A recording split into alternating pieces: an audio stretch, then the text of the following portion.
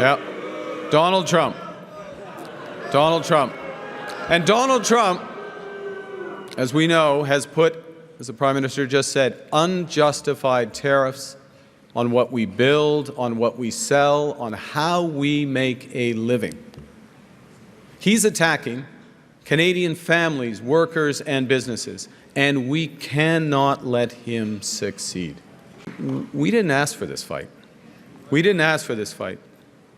But Canadians are always ready when someone else drops the gloves. So the Americans, they should make no mistake, in trade as in hockey, Canada will.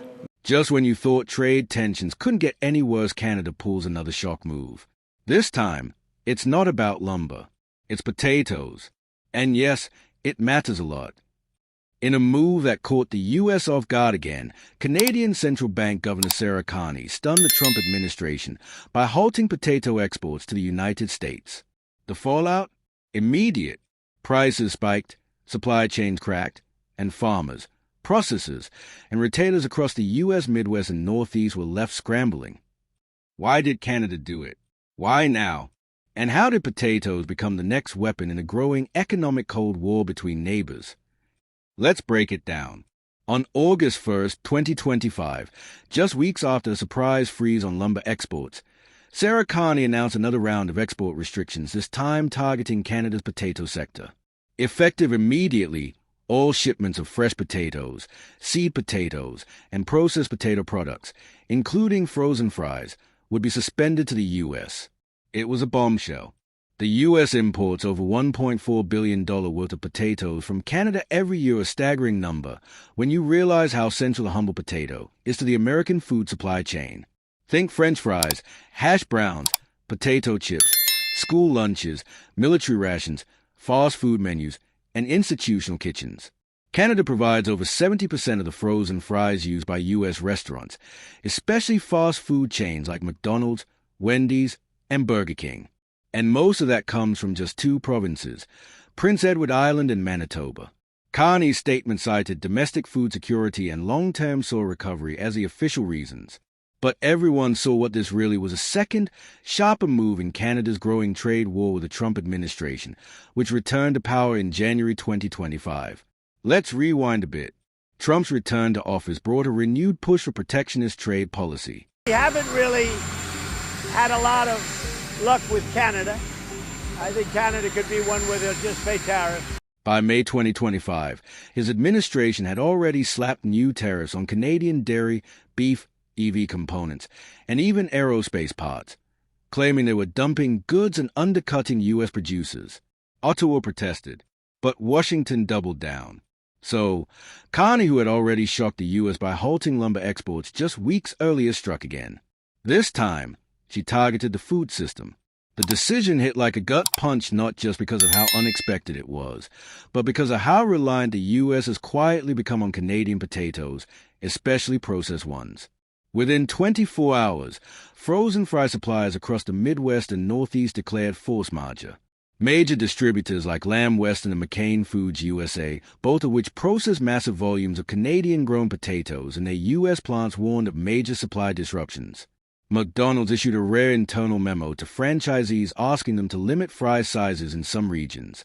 Wendy's began quietly removing baked potatoes from select menus in Ohio and Pennsylvania. By day 3, produce buyers in grocery chains like Kroger and Walmart were seeing wholesale prices for frozen fries up 40 to 60%. Some food service warehouses completely ran out of inventory. Independent restaurants were hardest hit, forced to raise prices or pull fry from menus altogether. You might think U.S. farmers would benefit from this, but the reality is more complicated. Potatoes are a regional crop. The U.S. produces plenty in Idaho and Washington, but much of that is already contracted out or exported to Asia. In the Midwest and East Coast, where Canadian supply dominates, there simply isn't enough production to fill the gap fast. Worse, many U.S. processors depend on Canadian seed potatoes, especially the virus-free, high-yield varieties grown in PEI. Without those seeds, the 2026 planting season could be at risk. The result? U.S. potato prices soared across the board, from bulk russets to frozen wedges. School districts scrambled to adjust menus. Military food contractors filed emergency procurement requests, and hospitals and universities started cutting back on potato-based sides. The Trump administration's reaction was swift and combative. In a press briefing on August 2nd, President Trump said, "Canada's potato ban is a hostile act against the American people. We will respond decisively." By the next morning, the U.S. Trade Representative announced retaliatory tariffs on Canadian maple syrup, aluminum, and processed grain products. Trump also threatened to suspend the USMCA trade agreement altogether, a drastic move that would require congressional involvement and months of negotiations. But Ottawa didn't budge. Mark Carney, backed by Canadian PM François-Philippe Champagne, stood firm. In a joint statement, they said Canada will not export critical food resources at the expense of domestic security and agricultural sustainability. Privately, Canadian officials admitted they were sending a message. If Washington wanted to keep playing hardball, Canada was fully capable of turning the screws where it hurts, not with flashy industries like tech or steel, but with the stuff Americans actually consume every day. So what does this mean? First, this shows how food has become a geopolitical weapon. In a world of climate instability, land pressure, and rising global demand, even basic crops like potatoes are now being treated as strategic assets. Second, the move underscores how fragile U.S. food logistics are, especially in sectors like fast food and institutional dining, where even minor supply disruptions can cause massive downstream effects.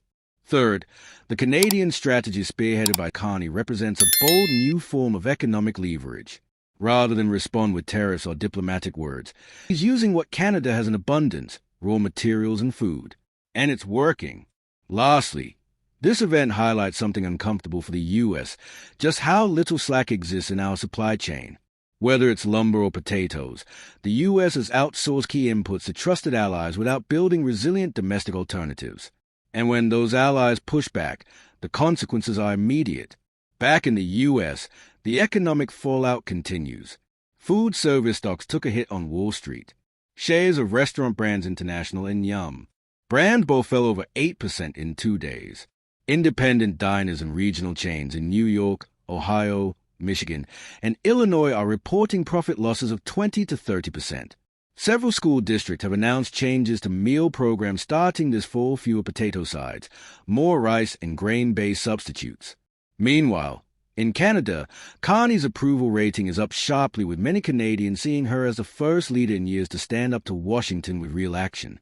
Internationally, analysts are watching closely. Australia, Brazil, and even the EU have issued quiet warnings to their trade partners about the risk of critical export dependency. In other words, this could trigger a global trend: resource-rich countries using food and raw materials to gain bargaining power, especially when dealing with larger economies.